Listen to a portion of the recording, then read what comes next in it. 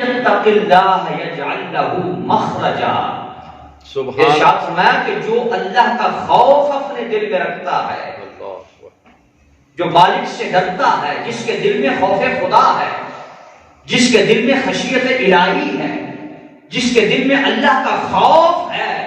فرمایا اللہ اس کے لیے راستے نکال دیتا ہے۔ یجعل لہ مخرجا، اللہ اس کے لیے راستے بنا دیتا ہے۔ جس کے دل میں رب کا خوف ہوتا ہے،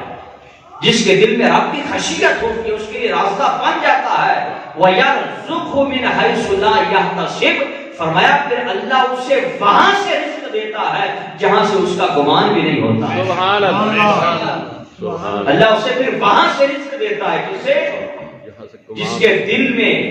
اللہ کا خوف آ جائے، جس کے دل میں خشیت الہی آ جائے، جس کے دل میں خوف خدا آ جائے، تو فرمایا پھر اللہ اسے وہاں آ جائے، تو فرمایا پھر اللہ اسے وہاں سے رزق دیتا ہے، اسے وہاں سے نوازتا ہے، اسے وہاں سے کرم فرماتا ہے